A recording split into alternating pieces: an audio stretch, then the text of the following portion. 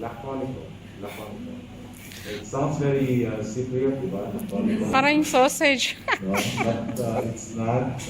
She's Filipino, and she's married to a Filipino who happens to be sitting there. Mr. Laconico is there.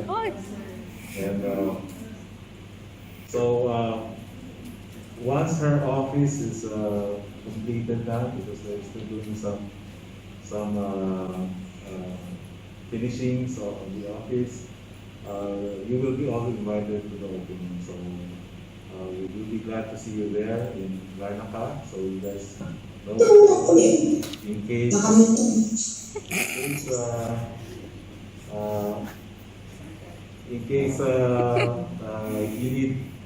you need her assistance, and our other Anton, who is always unavailable yata,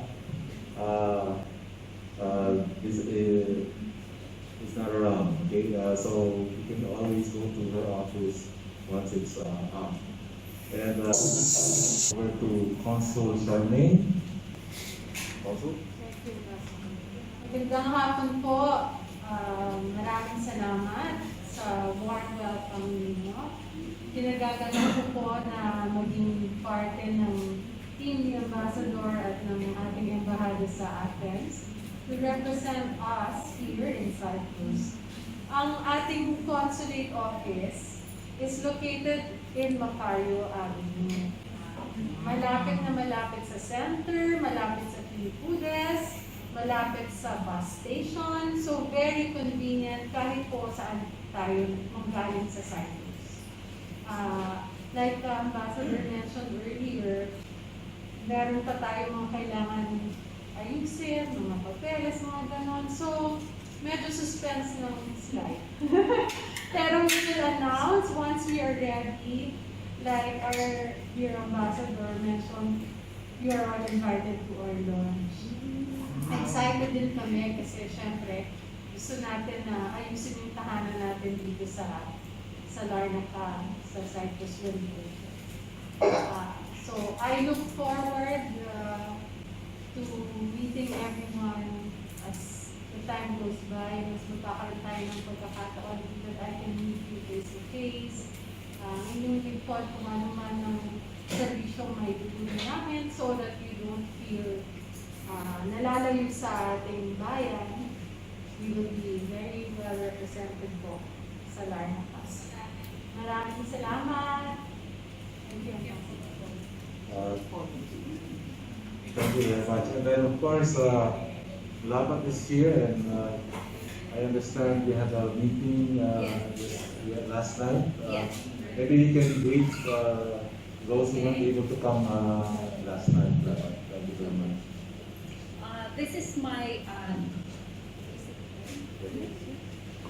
my 19th and last day here in Cyprus. And one of the highlights of my official travel was actually to hold the consultative meetings with all the Filipino community here in Cyprus. So I met 25 Filipino leaders. That's the list, no? That's the list. But counting some outside that, no? So this is the first time I met most of them in person. But not only in person, we actually went to where they were. So we went to Papos, Ayunapa, Inasolar, of course, Nicosia. So the meetings were instructive in a sense that it provided me, especially context, on what actually the real situation was. And nakausap ko na rin most of you, we have discussed. I was able to hear their concerns are in person, unedited, and unfiltered. So basically, ang concerns lang is actually not what we do, but how we actually work together, how we collaborate, how we share information. So yun yung basic concern ng marami. So also the lack of sinasabi nila integrating element kasi wala nga tayo dito. So there is a focal presence, no, na nakakapag-integrate ng lahat ng concerns nila. So they do not actually see that kasi wala nga kami dito, but remotely, even remotely, syempre may limitations kasi yung virtual, diba? So, I think for most of you, kasi I think I met most of you except for some. Okay. So, what we did, we had a culminating activity kahapon. We had a kick-off event for what we call an OWA volunteer corps. No? So, kasi we think that this group will provide the integrating framework doon sa mga na hinahanap ng mga OFW. So, just briefly, sir, I'd like to discuss what this volunteer corps is. May tatlo siyang elemento. One, we will now actually create a shared space for sharing information. Kasi kahit ang daming email, numbers, hindi pa rin nakakarating yung information sa marami. So, in this case, we will probably use an app like a WhatsApp or a shared tool where all the numbers of the leaders will be enrolled para kung may i-announce at may i-share, everybody gets it. No? So everybody is now in the loop. So we will have a shared information space. Isa pang element ng volunteer corps, there will be now a shared language kasi which will require us, Kapolo, to build capacity ng mga leaders. So, halimbawa, pag sinabi namin Oasis o kaya one health pass, alam ng lahat. Kasi marami, nag-umpisa na sir kami kahapon, we started with the capacity building, at least for the basics, yung mga kailangan nilang alaman. And we found out na marami rin hindi nakakaalam pala ng mga bagay. So, how do we help each other? So basically, the tool for maybe capacity building in terms of, what we can do for you and how we can actually help each other. So we will capacitate yung mga leaders. And of course, yung shared interest na sinasabi natin na protecting the rights and promoting the welfare of OFW. But specifically, we will share, we will cooperate in three major areas with our program areas, yung training, yung welfare, tsaka relaxation. So, we have agreed na we will actually help each other. So, it's a two-way street, no? So, magtatrabaho kami, pero magtatrabaho rin sila. So, there was this agreement, at least for most of the OFWs, kasi yung mga malalayo, sir, hindi rin sila nakapunta, but we have also sent them the materials ng mga pinag-usapan kagabi. So, basically, I think we have exhausted. We have an exhaustive and exhausting kasi minsan naabot yata ito ang love. Yung kwentuhan about these things, but kung may mga specific concerns pa yung iba, as I will be speaking away no one, I have a plenty to catch, siguro you know where to find us. So at this point, I'd like to, thank all the leaders for your support and cooperation.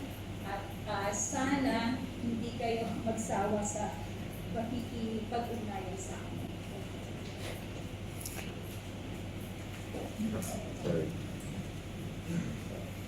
Thank you very much, Labat.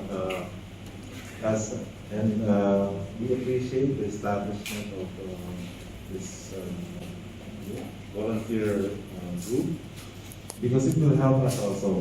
As I said during our virtual meeting, I consider all Philippine organizations as our partners because, as you know, you are the first responders to all our kababayans, especially your members. Yung mga nangangailangan, hindi naman sila kagad pupunta sa amin. Pupuntahan nila kayo, yung mga kakilala nila na pwede silang tulungan. So, as much as possible, it's a good program for you to be capacitated para alam nyo rin kung ano yung proseso and how we can help each other facilitate assistance to our kababayans. Hindi yung we're not going to, I'm sure, ang perception niya sa embassy o sa mga officials, okay, pupunta siya, papauwiin lang kayo. Usually, gano'n, di ba? Ay, uwi ka na, overstay ka na, kaya, but definitely, you have to understand also where we're coming from. Dahil ayaw naman namin to be encouraging people to overstay or to violate the laws. No? We're here of the good graces of the host government who allow us in para makapagtrabaho, and hopefully we can sustain that and see how we can enhance our relations with them para mapagbigyan tayo natin sa mga kababayan natin who need our assistance. So for us, especially for me, I consider you as our partners in assistance to our fellow nationals.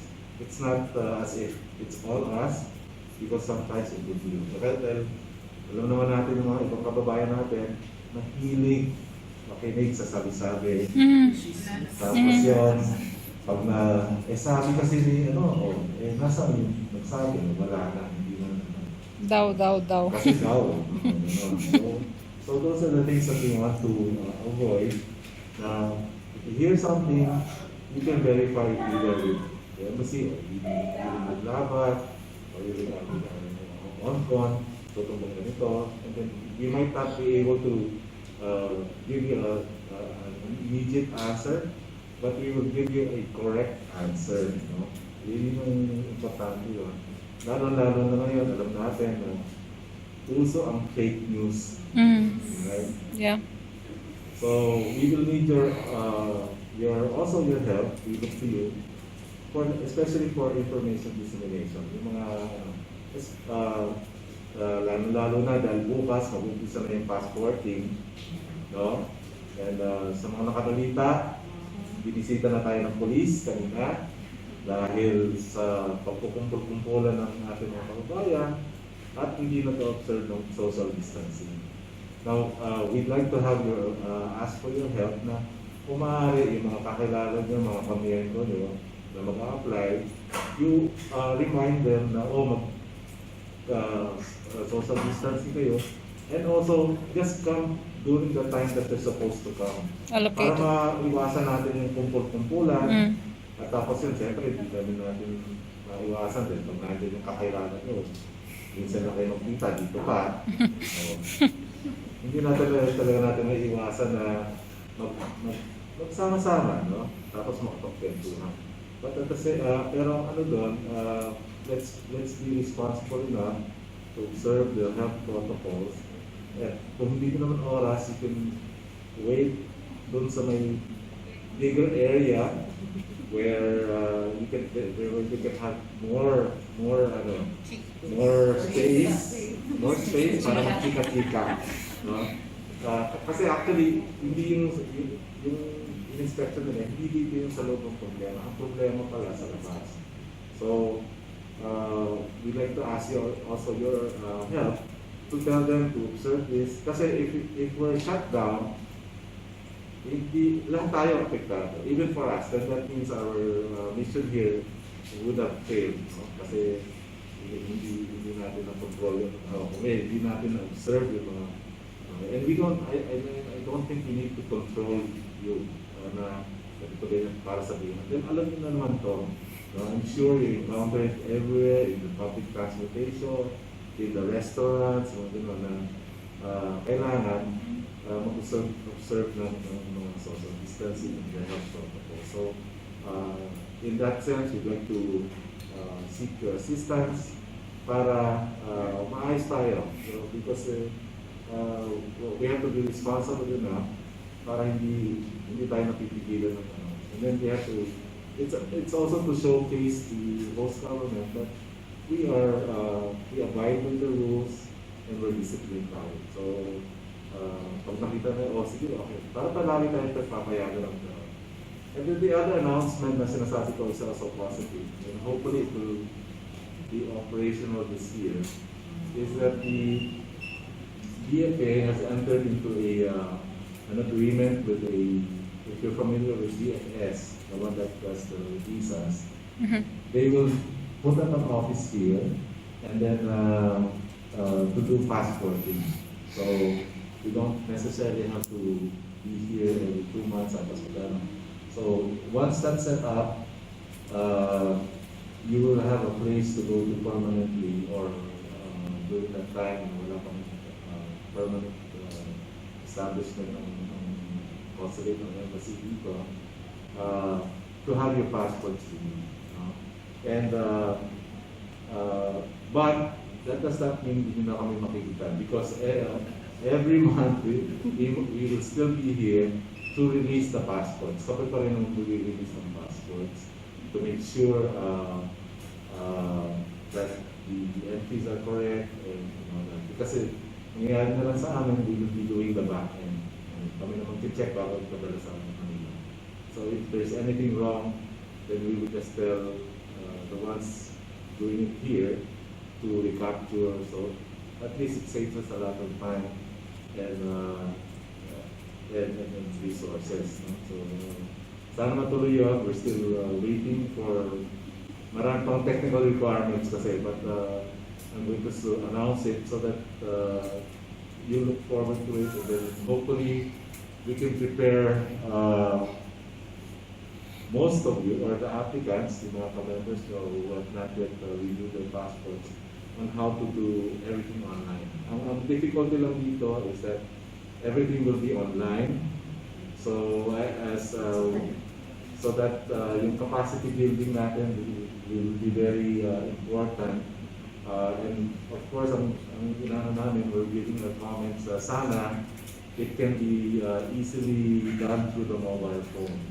You don't need a laptop or a computer, but we'll see how they do it. Kasi kami naman, kung ano lang ibibigay sa amin, we'll have to work with that. But hopefully, this will be established within the year so that it eases some of the anxieties na kailan kaya sila pupunta rito and all that. And then even for us, that's why hinabol talaga namin ngayon. Kasi nga, we're worried because of the increasing number of cases. Baka biglang kahit sabihin nila hindi sila magsasara, baka biglang sabihin kailangan magsara. So as much as possible, we're here. We want to provide the service while we can.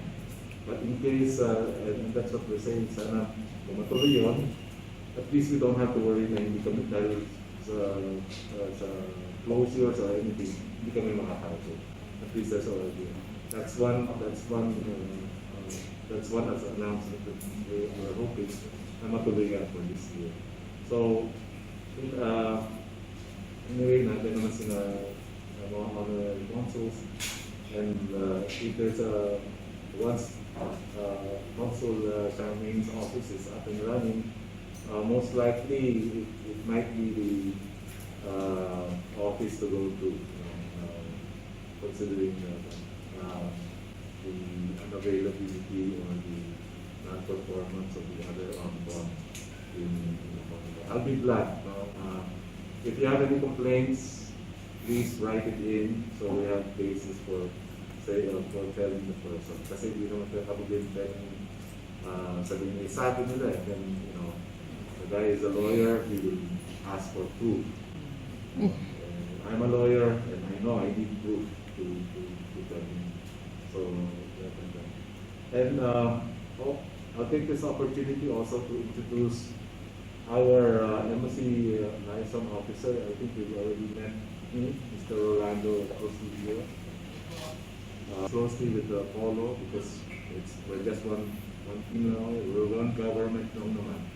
So even though we come from different agencies, please feel free to email us or call us or go through your you are the coordinators for your group.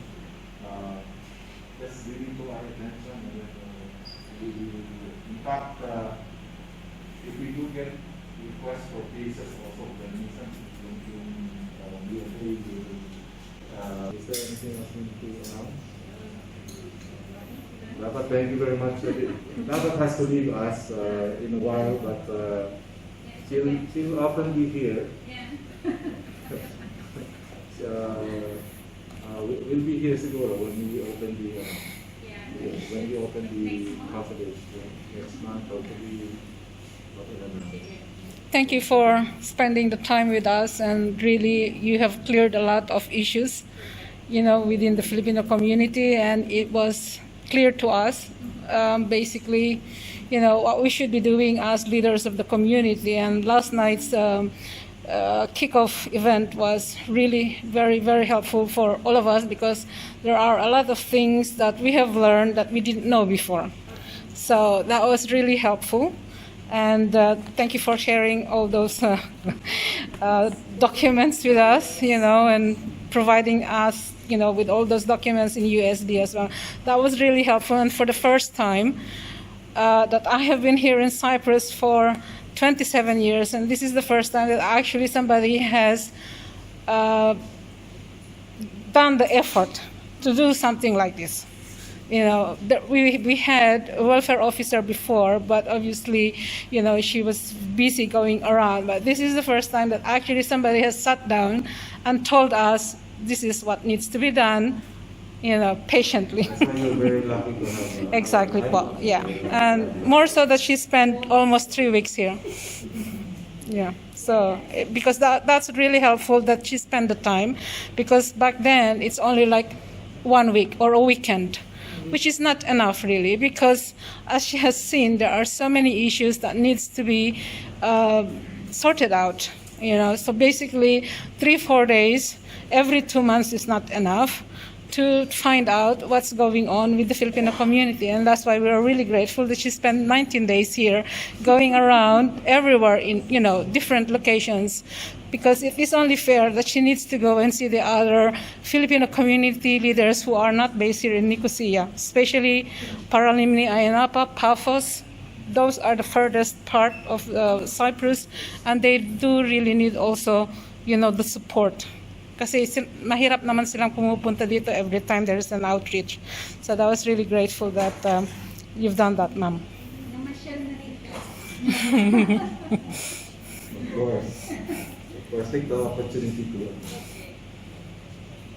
Maybe we can go around the room if you guys have any. Sir, by batches, so please help us remind the members to just come not more than 30 minutes before their time.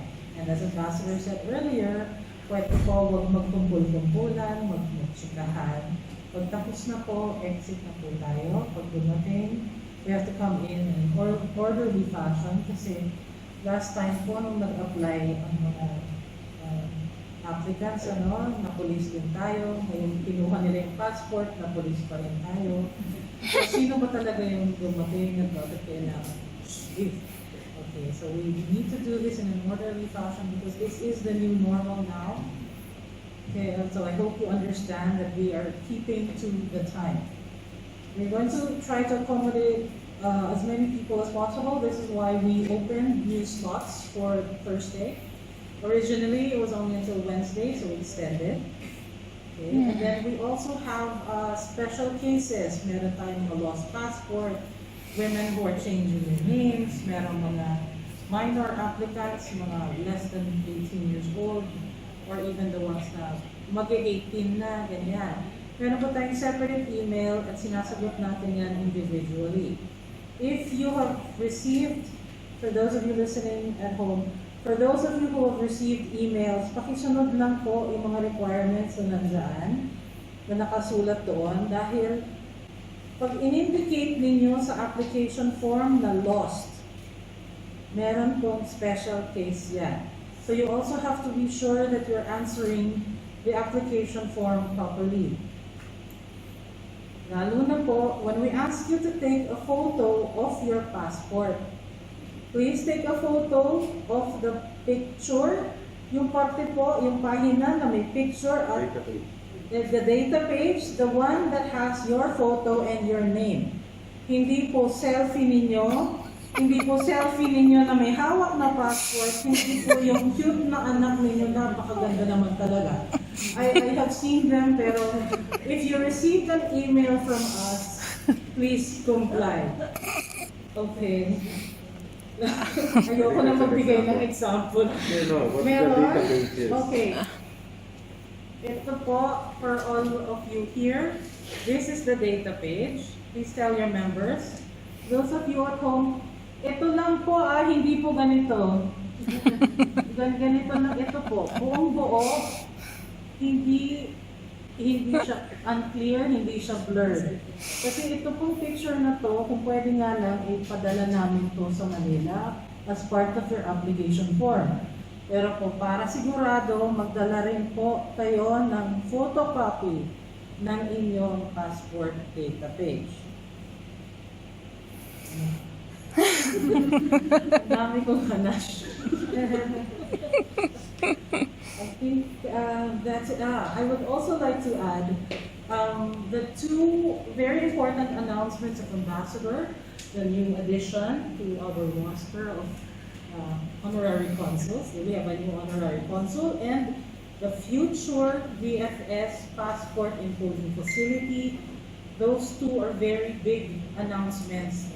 And there are some of you who wrote to us in the past few months asking us, anong ginagawa ninyo sa problema namin? And our answer was, please wait. There are some things that are in various stages of approval. Ito na po yun. Consul Laconico is here. I heard about her 2 years ago. True. Yun pong VFS facility, pinag-isipan na po yun 3 years ago. Hanggang ngayon po, hanggang agreement signing pa lang. Okay, so please be patient. May ginagawa naman po in the background. Hindi pa lang namin talaga pwedeng i-announce. Baka maudlot. Yes, okay? yeah. Baka mabalasig tayo with that. Okay, so please bear with us. We are actually doing something, but it's nice that you ask. But also have faith in us. We're here naman. And we strive to be here. Alam niyo naman pre-pandemic, andito kami every 2 months, kuyog-kuyog tayo dyan, walang pila-pila. Yes, yes. Picture lang. Hopefully we can try to do something like that. Again, we're going to be here more frequently, hopefully, but we have to do this safely. So please bear with our appointment system because we also want you to be safe. So, yun lang po hanash ko. Thank you. Candidate number. Thank you, Consul. Yes. Just a clarification po. So that for the others. Isa pa ba? Good afternoon sa lahat. I think I will be speaking on behalf of the Filipino community here.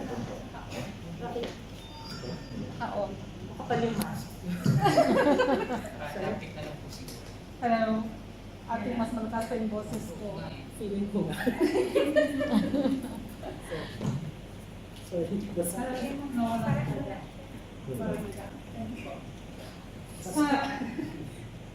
Wala pa rin.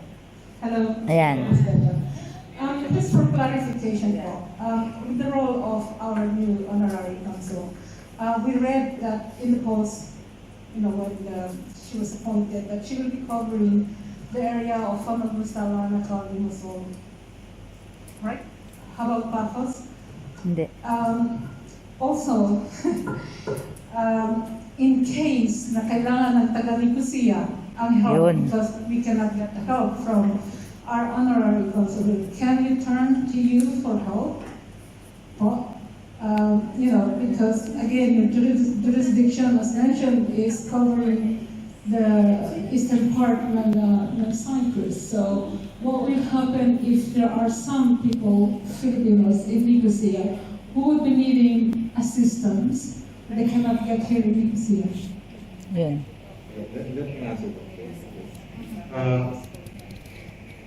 Ang primary jurisdiction niya is, as you mentioned, is Masol.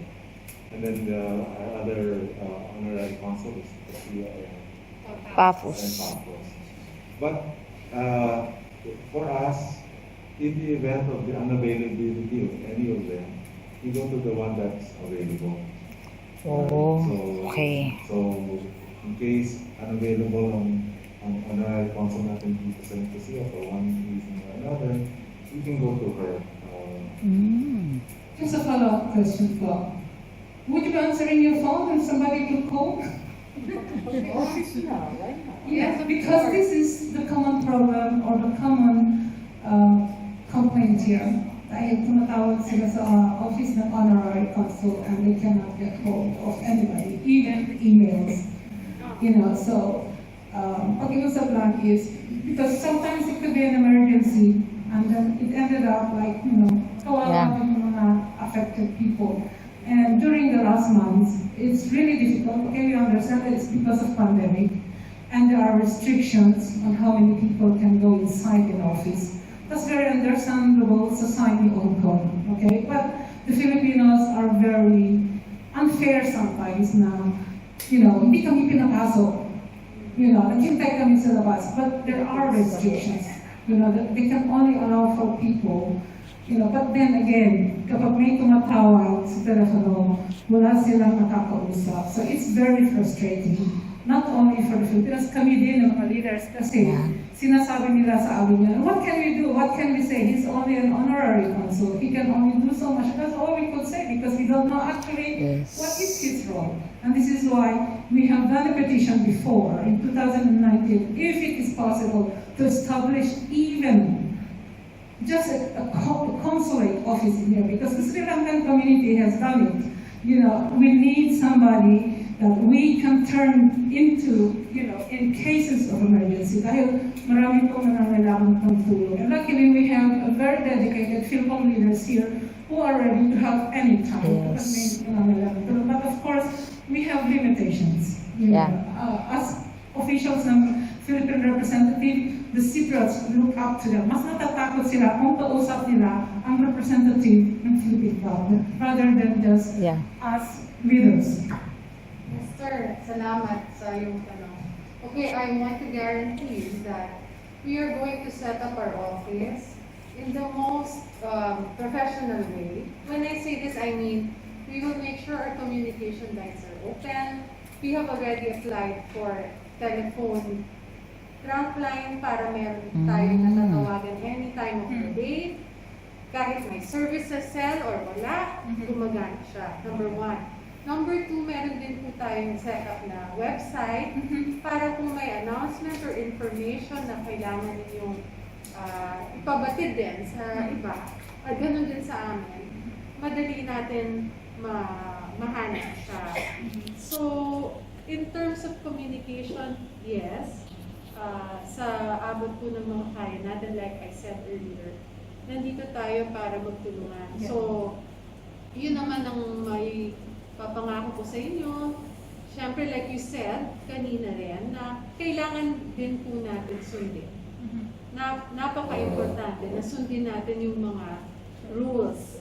So, per square meters yan, hindi ba? Yung count of how many people. So, susundin natin yun. As we go along, once the office is already operational, of course, we will have the office hours. And mas malinaw sa atin kung anong oras po ba talaga pwede pumunta or kung by appointment basis ba para walang hintayan sa labas at hindi tayo mapupilis. Tulungan lang po. At okay na ba? I'm also appealing to you as the leaders of your groups and community that pag nagbukas po yung ating consulate office sa Lar-Langkaran, we have to keep in mind na pag bukas po nun, soft opening pa lang po sa umpisa. So, we need also your understanding and patience. In the same way that gusto namin makatulong sa inyo, kailangan din po namin ng pasensya ninyo and tulong din ninyo para smooth ang operations namin. Yes.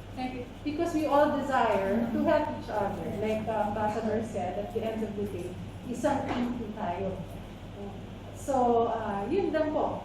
Sa abot na aming makakaya, of course, we will make sure that we are available and that you can always reach out to us.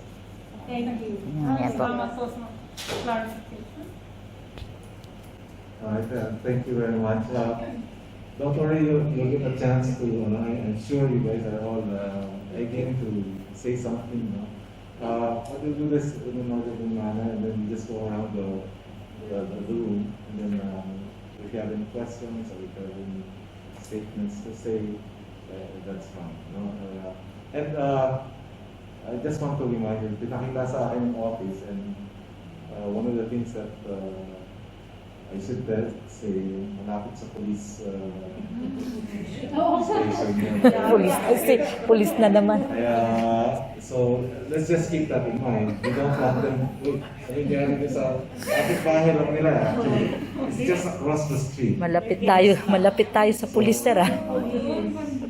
So we just keep that in mind. Hindi naman kayo turn away. That's why I think for us, alam naman natin na sanay tayo, you go to your government office, dire-diretso yun. But then because of the health protocols, it's going to be really by appointment. Kailangan talaga siguro masanay na tayo na like the others. I mean, I've been in some countries na hindi ka pwedeng punta sa office kung wala kang appointment. Yeah, rendezvous. Right? If you don't have an appointment, I'm sorry. Even if you say it's an emergency, Yes. then they say if it's an emergency, use this particular. But you're still not allowed in to see the authorities or the official. Kasi hindi ka nandun ka sa regular. No, if it's but they do have an emergency, which you still need to pre-register so that they can already evaluate what you need. No? So yun lang. Siguro that's what we need to do. And also, one of the things that I have to say now, the DFA will also be implementing the global online appointment system, right? And we will need also your assistance in order to siguro facilitate applicants using this, kasi it's still online. Although we already protested na sabi namin, mahirap yun because not everybody has access to the internet, not everyone knows how to use the laptop or the computer. And yun lang, that's why Labat and Well of Mandic have this, they know, the e-services, and then see how we can capacitate things, and maybe we'll see how we can spread it out to your members. Kasi baka yung iba, kahit sabihin natin na gusto nyo, but they don't have the cell phone or any internet, maybe we can see if we can set it up in public viewing in the booth. Isang meron, but then there's a way to broadcast the lectures. So we'll see how we can do it. Kasi nga I think everyone is being forced to go online. Yeah. No? Everywhere. It's not just here, but it's worldwide. Yeah, it's worldwide. Kahit saan ka pumunta, kailangan, as you can see, even traveling out, you have to pre-register, get your QR code, and all this. It's something that we have to get used to. Yes. Until such time, siguro everybody is vaccinated or that the virus finally stops mutating. It will become just like the ordinary flu. But in the meantime, again, these are the constraints that we face, at it's something that we have to do.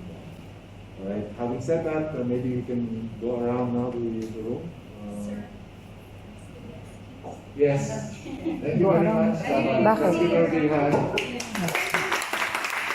na. Ingat po. Questions? Yung totoo. Yes, meron akong follow-up na question kung hindi kayo magsawa because this is very important to all. Taas ko kamay dahil si Miss Beatty po ay merong PowerPoint. Ang dami kasing mga... phone-in question. And then, for our information, can you just identify yourself and your organization? Para, although I met you before, medyo... Thank you, Ambassador. Good afternoon to everybody. I'm Jane Pilenia, leader from Only Province Organization. I just want to add, not necessarily Christian, but just to clarify. Pwede po tayo magtagalog kung nahihirapan kayo. Yes. It's fine. It's fine. Wala ho.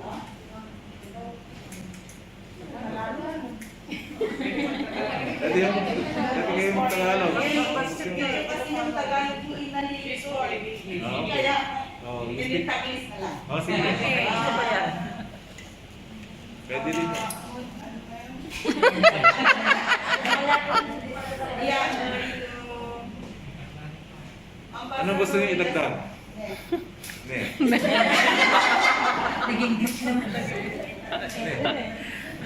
We just want to know actually that it's not necessary work or a function of honorary consul, because consul is different from honorary consul. We might expect much. We might expect much. That's why problem arises at Ester Beatty. So we want to know the function of an honorary consul. That's a good question. The primary function of a consul is to help out in consular matters. Now, what are consular matters? Well, usually, the basic consul, first thing comes to mind is the visa. They issue the visas, and then they legalize the instruments. And then but also, they also have to render consular assistance to the nationals of which they are the honorary consuls on. Also, it should be the obligation, let's say, of the police authorities here to inform the honorary consul that there's a Filipino who has been arrested or something. Dapat siya pinapaalam sa amin. If not naman, and if we get notice, we tell the honorary consul, please check on the status of this person. Kasi that's why he's the representative of the embassy here. And definitely, those are his her primary functions. So it's visas, legalization, and then assistance to nationals. Yung pagdating sa assistance to nationals, again, because they're issued consular IDs, so that identifies them that they are considered consular agent of the, let's say, of the Philippines. So we can make representations to see kung nakulong yung ating kababayan, they have the right to visit as long as they go through the procedure, saying I will be visiting this, taking their statements, to check on their welfare. Then the other, of course, is the legalization, meaning pagnonotaryo ng mga dokumento na kailangan. But then, all others, like kailangan na sa mga report of birth, sa report of marriage, he will be the one to do the notarization. But the finalization will be at the embassy. Kasi we have another procedure for it, so that community number and all that. And then we will be the ones to transmit that to the Philippines para magkaroon ng kopya sa PSA. And then also, kung kailangan yung pagmamataryo which will be needed in the Philippines also, sabihin natin na-appoint yung isang tao bilhin ibigay ng SPA or Special Power of Attorney, siya rin yun. Those are the legalization. And then of course, the visas, if there are people applying. But right now, the visas have been suspended sa embassy lang yun. Primarily because of the pandemic. So every time, pabago-bago kasi yung ating regulations, depending on the safety or the health situation in the Philippines. So makikita nyo na mahirap umuwi ngayon kasi may quota ang bawat airline na they can only bring in 200 passengers on each flight. So anything beyond that, they have to ask for special permission from the CAAB or Civil Aviation Authorities of the Philippines, the Department of Transportation. Sila yung nag-determine kung ilang pwedeng pong pumasok na pasahero. So right now, those are the three primary functions. Of course, meron din siyang ibang function because more on the economic side, trade. Sa trade promotion, sa tourism, yan, mga kakailangan yan. So basically, they represent the embassy, but not to the full extent that they get. So they don't have consular immunity. You don't know. That's the difference between the Honorary Consul and the Consul. So they are treated just like the residents, but they have that status where they can gain access to certain people or the citizens of the country that they represent. Okay. So if you maybe you can give us examples kung ano mga kailangan nyo na which will not service, then I can tell you whether that falls within the kasi katulad yung iba baka sinasabi ko kailangan ng mga financial assistance that does not fall within the. So usually pagdating sa assistance to nationals na, it's more on the legal assistance. Sa pagbibisita sa preso, pagbibisita sa mga police, or sa hearing, if there's a need for someone to be there, yun.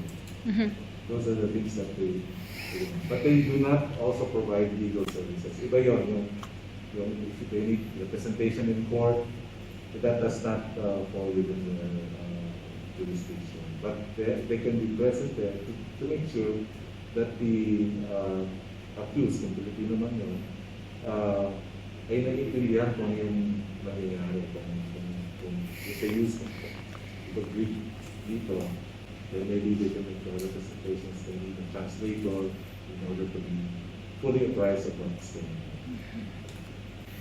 So hopefully, nasagot ko lang. But if you have any point, if you want to raise anything, like maybe hingi examples, sinabi nila na hindi yan sa amin, then I can tell you whether or not that is the jurisdiction.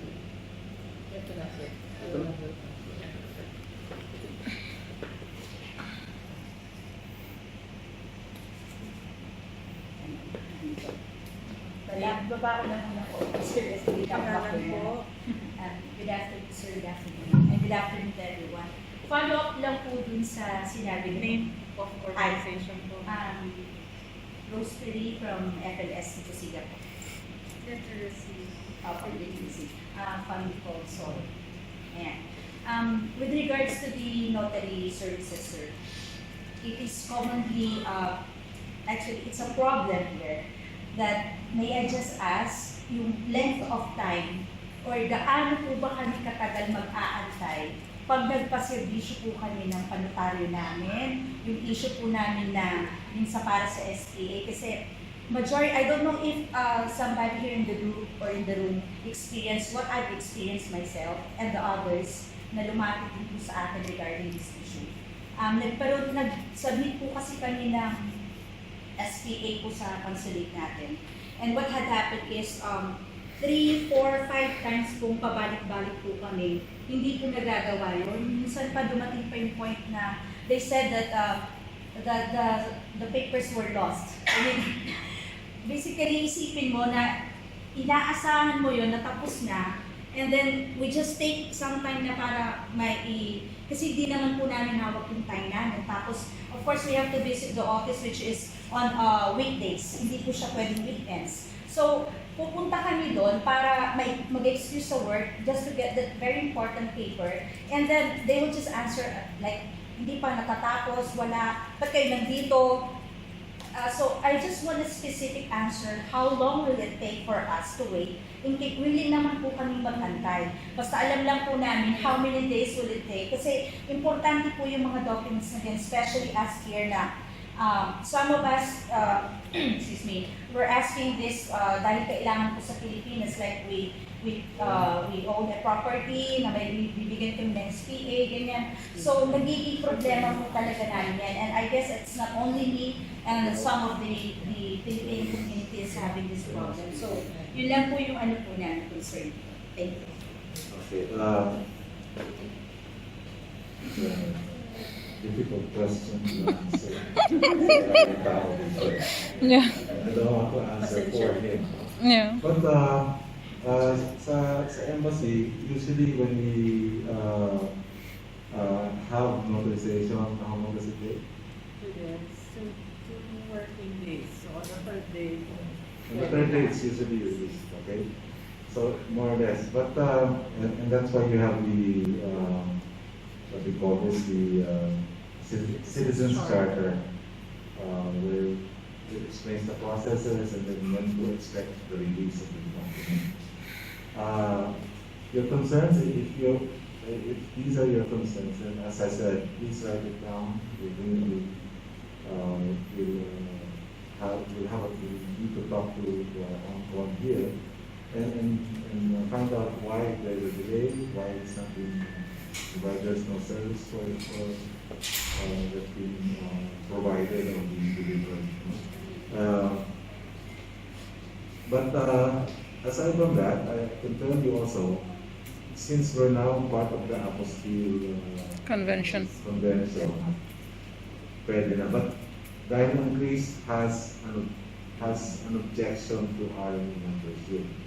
So kaya nangyayari nun, dumadaan pa rin sa embassy, dumadaan pa rin sa embassies of each and the foreign ministry nila. So for Cyprus, it's okay. Yes. So for Cyprus, it's okay pala. I'm sorry because Greece has that objection to our membership sa apostille. So Cyprus, so if we can have it apostille, it will be accepted in the Philippines. Okay, there you go. It's cheaper. cheaper ba? Okay. It's also cheaper. Yeah, you can get it the same day. Pila ka lang. Yeah. Ayan naman pala eh. Yes, Balik po, ibaba na lang. Ano pong organization? From Filipino Association in Larnaca, Cyprus, ang Diyos. Ang tanong ko lang po is ganito, kasi as a leader, ang dami ko na-encounter na problema ng mga OFW sa Larnaca for 7 years. Since nawala po tayo ng consulate dati, tapos nagkaroon ng consul nga, pero maraming complaint ng mga OFW. Ang problema po is ganito. Ang extension, ilang buwan po ba talaga umaabot ang extension ng passport para ibalik sa mga OFW? And secondly, ito po yung isa pa nagiging problema kasi malapit na po matapos o yung mag-i-expire na ang visa ng mga OFW, pero yung kanilang extension hindi pa nila nakukuha sa Philippine Consulate dito sa Nicosia. So yun po napakalaki nilang problema. Ano po ba ang dapat nilang gawin? Kasi as a leader, ako yung nagiging shock absorber nila. So since nandito po tayo, siguradong masasagot yung produktang. Salamat po. tatanong kung gano'n ka pala ng gano'n ka pala ba? Thank you, sir. Ganito po ang proseso ng pagkuha ng extension. So mag-a-apply po kayo sa konsulado. Ang konsulado po i-email sa amin ang application kasama ng copy ng passport niyo. Titignan namin kung meron po yung obvious, etc. Back-end processing. The next day po, bibigyan na namin ng approval ng konsulado. Kukunin na nila yun. Pwede nang satakan. It should be ready in a few days. No, When you say few days, how many days?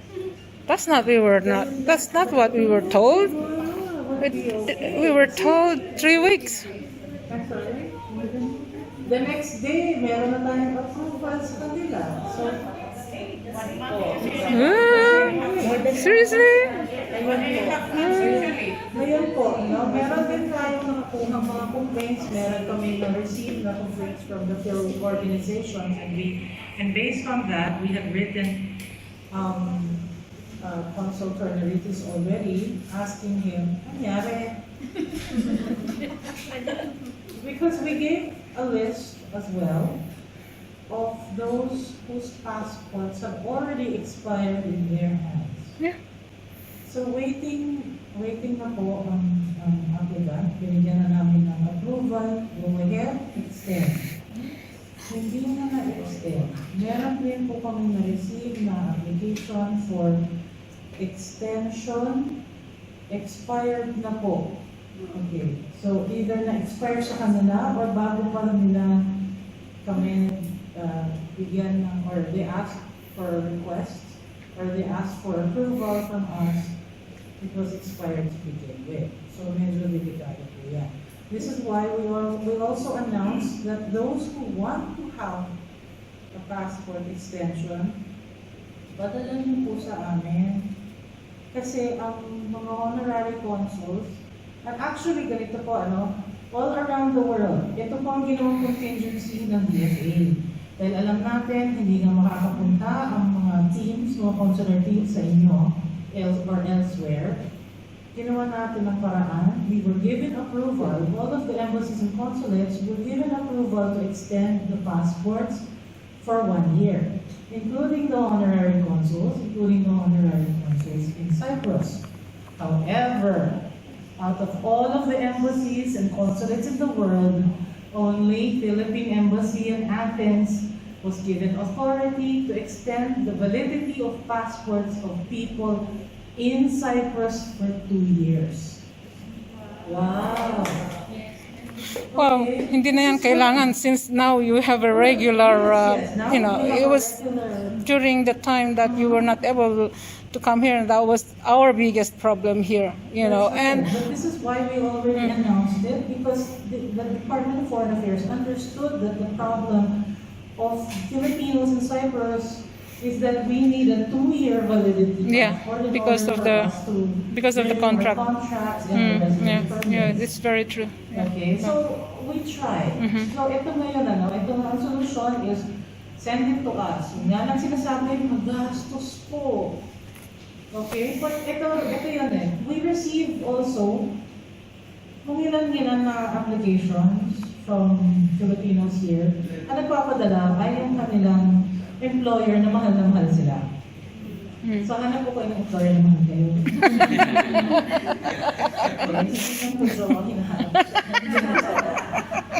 Okay? Para may kakaintindihan po tayo, ha? Ito lang po ang pribilehiyo ng Pilipino sa Cyprus, sa buong mundo. Kayo lang po binigyan ng authority, pwedeng bigyan ng authority ng 2 years of validity. But, as Ms. Beatty pointed out, we're going to try to be here more often, plus with the coming DSS Transport and Holding Center, magiging parang permanent fixture na siya dito kung kailan na gusto. Yun nga lang, bibigyan pa namin sila ng approval, pero hindi na kami magdadala ng mga machine namin. Yeah. Yes. Okay? So that's a good development. Hintay-hintay lang po tayo. Nakapagod. Pasensya. Masakit sa loob. I understand.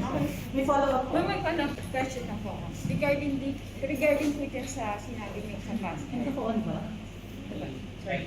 Kasi di ba sabi niyo po, may 2 years na extension na, pero nabasa ko po doon sa memo na nilabas ng PE3s na if ever mawala ang passport, sino po ang responsible dito sa bagay na to? Paano po gagawin namin dyan? Let's say, di ba, nag-take na rin kami ng risk.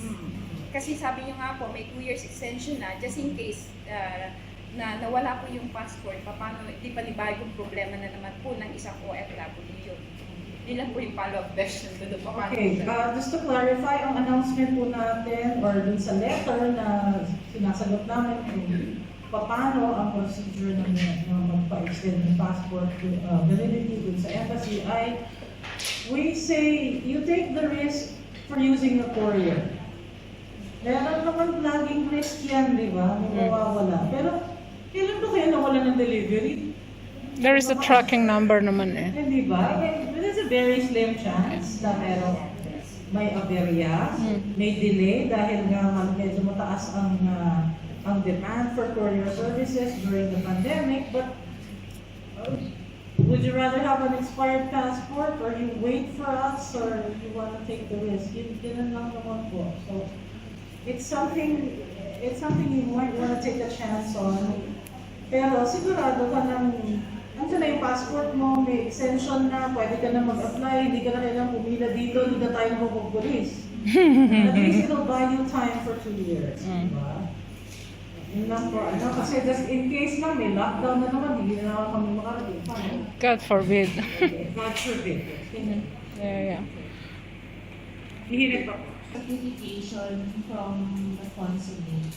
And they told us na nagbayad daw po sila ng 20 euros na to get that certification from our consulate.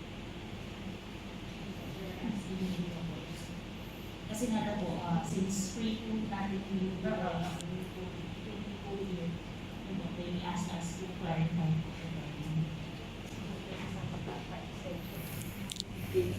Or 18 plus 1. I have a question naman po. Bakit pala kailangan ng certification kung meron siyang extension? Sa visa dito, to work, based sa passport po namin. Kaso, yung passport po is less than 2 years, of which nag-argue na rin yan before immigration or the migration would kaya nga dapat extension is valid mo ng 2 years para makarenew ng visa. So ngayon, maraming tagilid by May, June na visa naman expired and then less than a year na rin po yung passport. Kaya certification that would be needed para i-apply for new working permit sa Malaysia.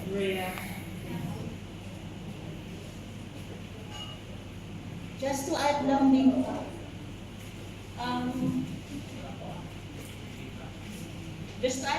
po, usually po kasi when we conduct consular outreach, they need to present proof po that they are already renewing their passports.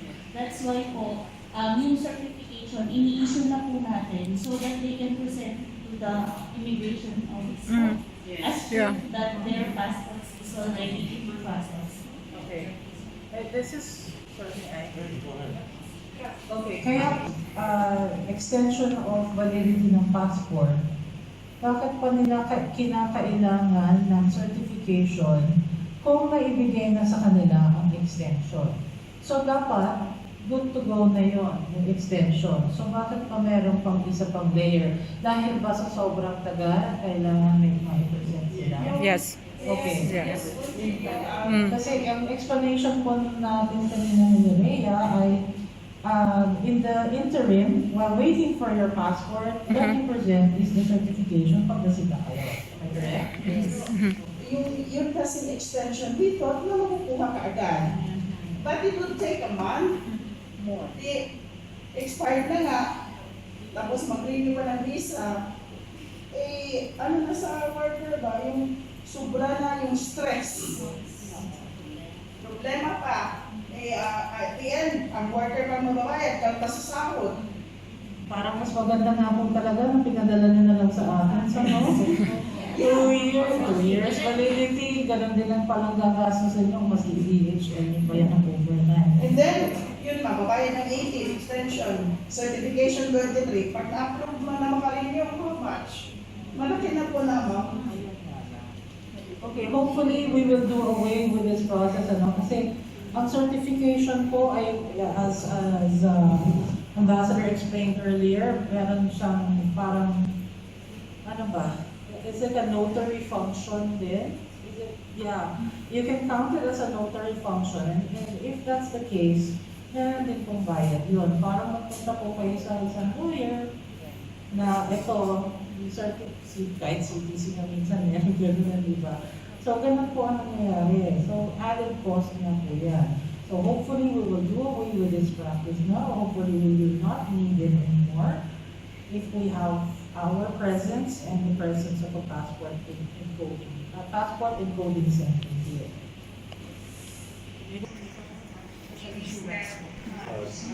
Social security. Yeah. Well, we are taking steps, but of course, so they have the internal processes just as we do. It's not always going to be as fast as we would want it, because there are many considerations for them. As much as we suppose Bless you. for it, it really depends on the other side whether they're ready to do it. It's similar to the one that we have in Greece. There are steps already taken, but unfortunately, they went through a financial crisis. So anything that would affect the financial resources would be put on hold. So the pandemic has already, has in fact affected to some extent any opportunity to push it, no? Kasi they were, in 2019 we were ready, but then the pandemic came, so medyo cool na naman sila. So we're thinking here in Cyprus, they're similarly situated, medyo cool pa rin sila, because this will mean that they will have to transfer some amounts to the Philippines. So it's an outward expense for them. So one of the things that we hope for is that they economically recover, then they'll feel confident enough to proceed with it. But right now, I think all countries are trying to preserve the resources and then hope that they will be able to do that. But it's on the table. Negotiations take time. Sometimes nagpapalit yung mga tao. Before they were in favor, napalitan ng mga tao na hindi in favor. So it does take time. And then sometimes it takes legislation to do it. Kaya medyo, we know it's frustrating, but it's something that you always have to keep bringing up, But if they say we're not ready, hindi naman natin pwede to lead them. But then we try to make it work, and maybe there's a way for it to proceed. Just a follow-up to that question, Po, because currently there are Filipinos now who are receiving pensions. We had successfully applied to help one Filipino who is now in the Philippines. And last year, she's been receiving her pension by check. Okay, last year, when this pandemic started, for 6 months, she had not received her check.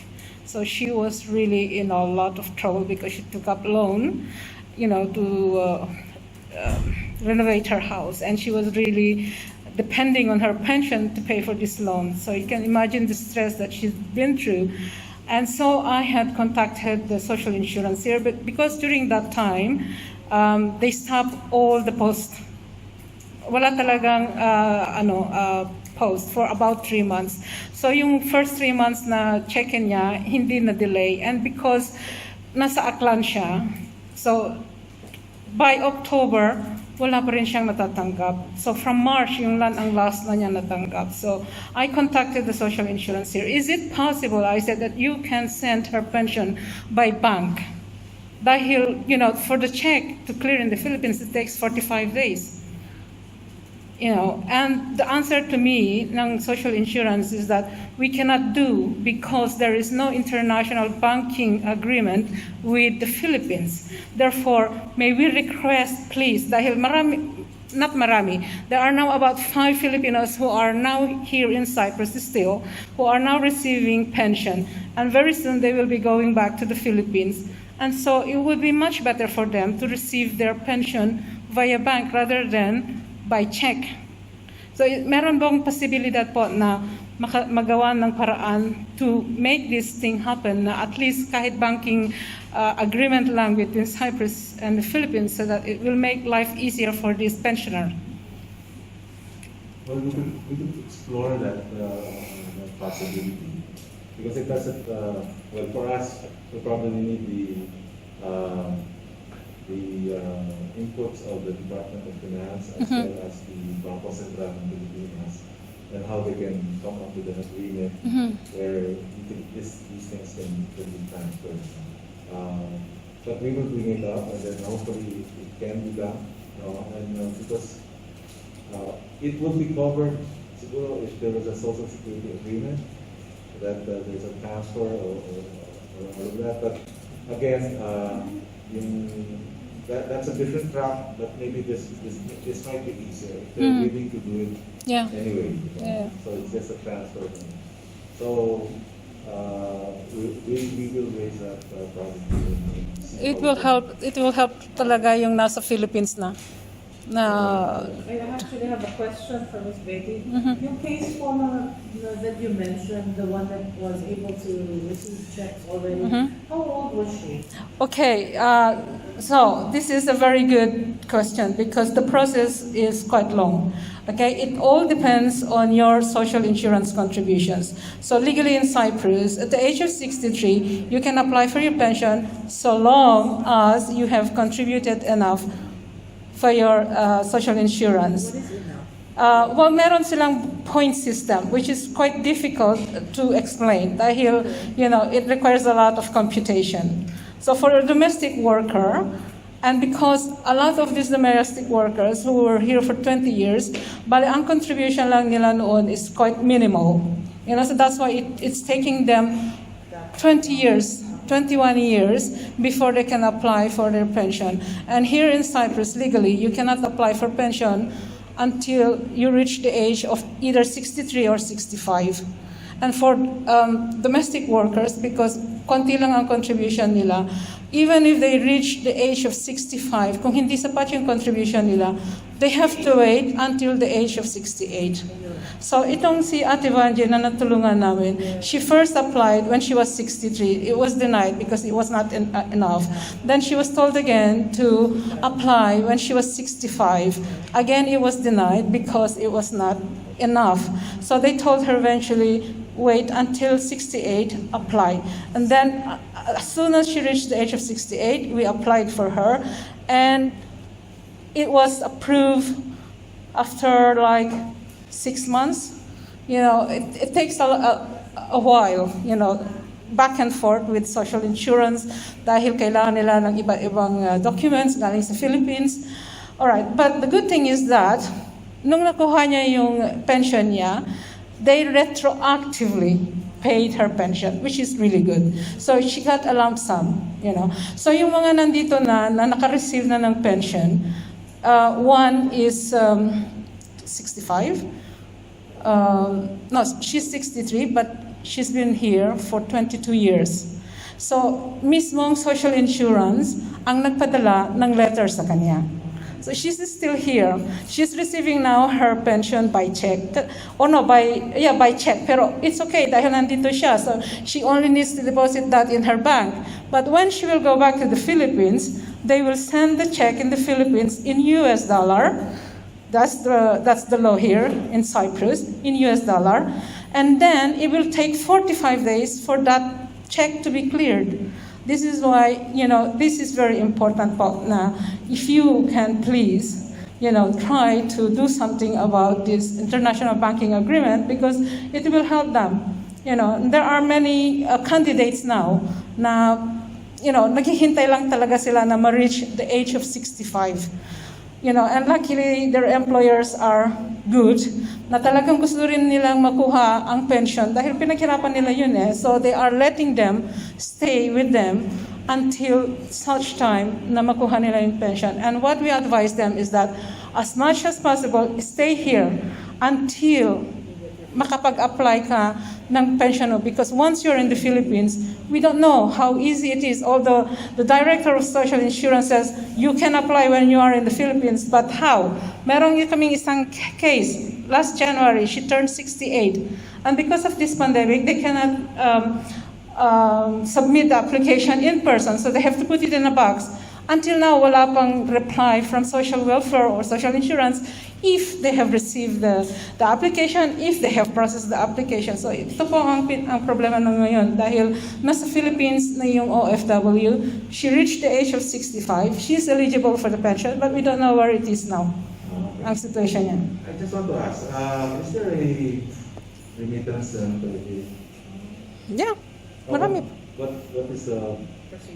Ano yung bank? Is there a bank? Like in Athens, there's an RCBC. Well, Well, it's partners with RCBC. So, yeah.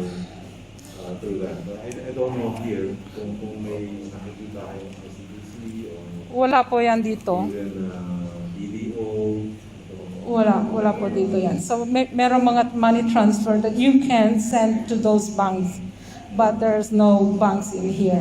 And the Cyprus government, it's their law that for pensions, wherever you are in the world, they send a check in US dollar. And this was explained to us when we met with the Director of Social Insurance because this is their law. Yun lang po. So there are obviously those countries who had bilateral agreement with Cyprus. Okay lang sa kanila na, they have agreement bank to bank. They can send it to them, like, Greece, Cyprus and the UK. So, they use their bank. It's UK. Yeah. Usually it's the individual bank. So. Opo. But we look into it, as I said, there could be some banks that are already operating here or they have partner banks. Kasi if it's allowed, I don't know, we'll have to look into it, as I said, if even if the pension is issued in a check, but then it can be deposited by a partner bank here, that immediately it doesn't need to be clear. Kasi pag iba yung pinadala doon and then you deposit it talagang, and there's no bank-to-bank arrangement for it, matatagalan talaga yun. But I've seen in some of my, in the past, where it's really a bank-to-bank. I don't know who issues the check. What Government. Is Republic. it a government bank? Republic of the government. It's not a bank po. It's the Republic of the government. It comes from the Treasury Department. Oh, okay. So we'll see if it can be tied up to that will be necessary. Or will require with some of our banks here who may have partners. Kasi may mga partners. Yeah. That would be great po if this can be explored. It will help a lot. Yeah. There's some festival.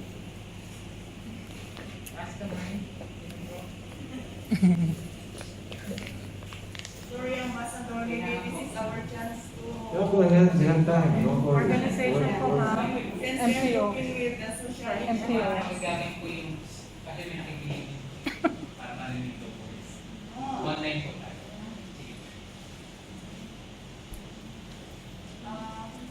Since we're talking with the social insurance, we address this to Ambassador. We hope that in your list of priority, one of the insurance will be one of your list in priority list of the priority. Since I think OFW is started now to do the petition for this social insurance, and I think the petition is in the parliament, so I want Ambassador to be one of the list of your priority for this, so that Like me, I want to go like me, I want to go on for good. Then I have something to bring with me, I mean, 60% or 60% like that. I have money to bring with me. What you desire will be granted.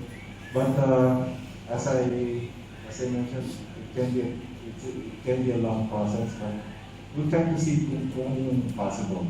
Anyway, they're giving you it's good to know that they're giving the chance, which is a lot better because in Greece it's different. Sinasabi naman po nila, as you are eligible, you will get your pension because it's your contribution. You just need to meet the, the requirements po, yeah. It's very clear. So it's just like in the Philippines. In SSS, you have to have a minimum number of contributions. Yeah. I think the minimum number is 12 years? No, 17 namin. Oh. Oh. Dati 12, Mm. but dahil dumami ang binigyan, Pensionado. so hinabaan na. So people Oh, okay. have to make a minimum contribution of 17 yata. Oh. So may ganun. Yes, so definitely. Wala kang tanong? Meron ako na po sa sakyan. Pero wala kang tanong. Meron akong tanong. Sige, sagutin natin yun. Ako po si...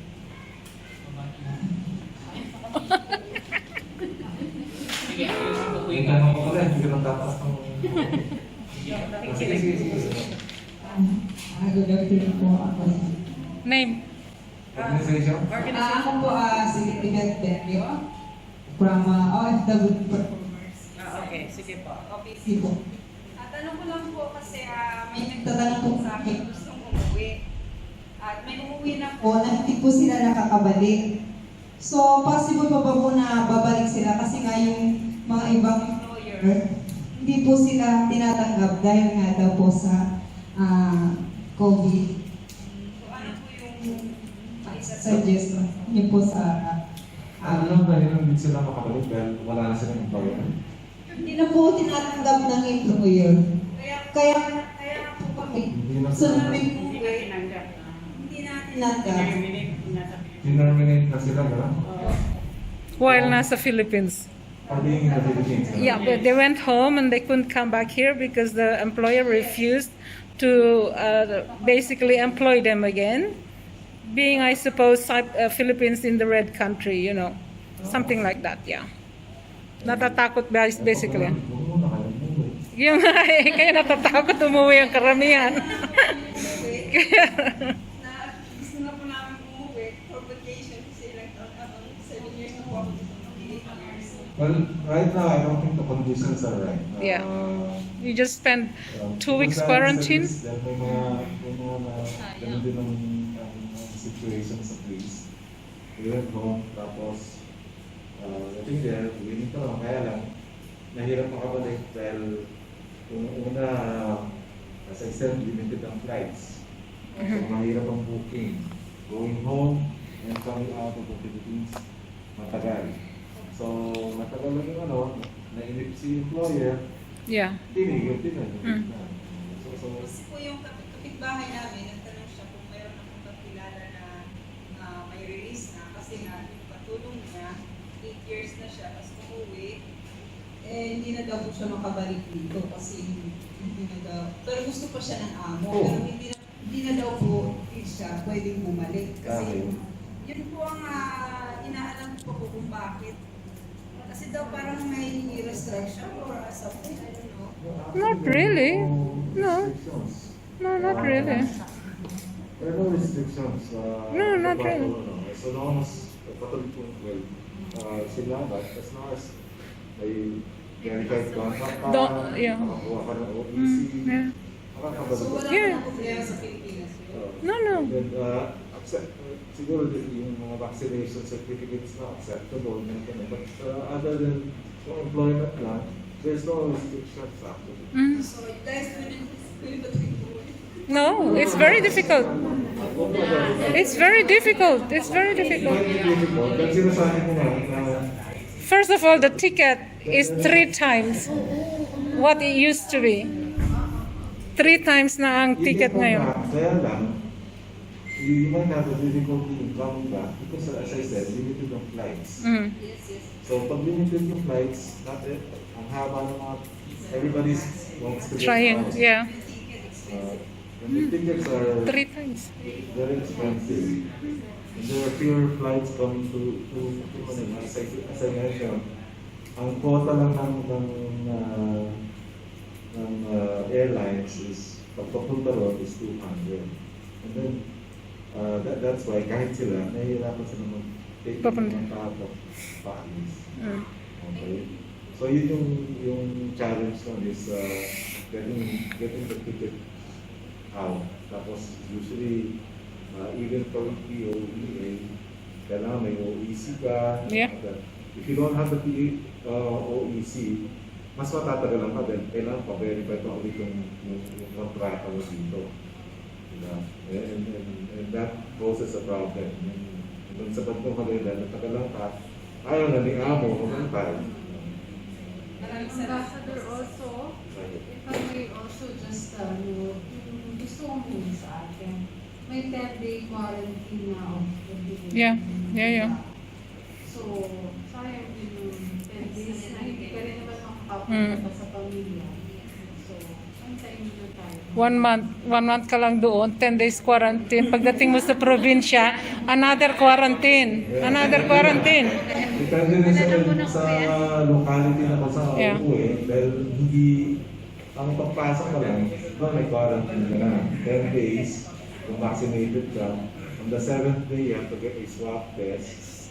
No? And then kung cleared ka naman, on the 10th day, you can go home. Kaya lang, pagdating sa LGU, report mo, sasabihin nila mag-quarantine ka dyan, kung pwedeng lumabas. Yeah. For another either 7 or 10 days, yeah. weeks. So by the time that you have to go back, Yeah. Yeah. Tapos pagbalik mo dito, 10 days quarantine ka na naman. Coming from red country. Quarantine na lang gagawin. pero it's a quarantine vacation. Si Consul General Lamke has gone back to the Philippines. Yeah. And she's still in quarantine. Oh my God. 1 week na? Alright? Sige, you have to go. So, we'll see you. Taga saan kayo? Limaso? Limaso. Okay. Ingat. Oh, yeah. Ulit sa Pwede po dito. Yung tanong ko, since nag-issue na ngayon sa Philippines yung national ID, That's a good one. ang OFW po ba saan po pwede kaya makakuha ng ID? Aside from the existing, may passport po kami, but meron na pa rin yung may ID. And then, pangalawa po, marami dito na mga youth or below 15 na mga anak ng Pilipina until this time hindi pa po naka-register din sa, they have their birth certificate that they were born here, pero they have difficulty of registering their kids, lalo pa knowledge ng tatay. Knowing that tatay, yung ibang tatay is yung ibang tatay na pauwi na po ang wala na dito. Pero kasi dyan kumbaga yung ibang nanay may visa pa, kaso wala pa, hindi na-register yung mga anak sa consulate, sa embassy. And then gusto din naman nila na anytime may identification din sila na may passport kasi Filipino citizen sila. I'm sorry, I have to... Legitimate. Wala pa Born out of wedlock. Yes po. Apo. Pero may birth certificate naman sila birth from here. certificate from here that they were born. There's no Pero kasi problem arises if it was acknowledged by the father tapos wala na sa area of father. Iniwan. Pero they were not married. No, wala pa. It's mostly out of wedlock. But these are kids, and they have their talents here. But it's not a problem for registering them or reporting their birth sa consulate or sa embassy pa rin. It's not a problem because the minimum requirements are the birth certificate, if it's not in English, then the English translation, and then the form, and then the copy of the passport of the mother. Tapos yung ibang mother, expired na yung passport, natagal na. And they cannot renew. Hindi Kasi na it's not enough din po yung income nila for the kids with them. Kasi mahirap din ang buhay po. So that's the reason why they cannot. Come on, it's not the real reason, really. They're just dodging. They're just dodging the process of registering. High school,